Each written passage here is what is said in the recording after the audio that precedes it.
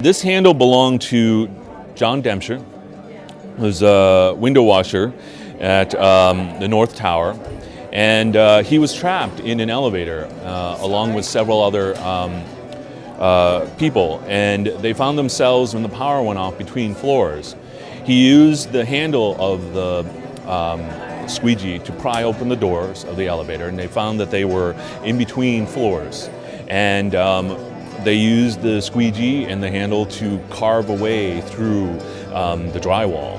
And when they came out the other side, they discovered that they were in a men's room, I believe. They crawled out, and upwards of 5 people were saved because of this common everyday implement. And we are hoping that, I know it looks a little odd right now because they lost the handle when they were cutting through the drywall. It fell through. They had to use like the sharp bits right here to be able to say. And if you look very closely, you can still see some of the drywall is embedded on the piece. That's slowly been falling off of the object, so it's not something that we were able to maintain. But you know, we're hoping that such a odd-looking thing by itself right there can help people better understand that so many different stories happen on September 11th, and even everyday items as a squeegee, but not every story that came out of September 11th was one of sadness and grief and destruction.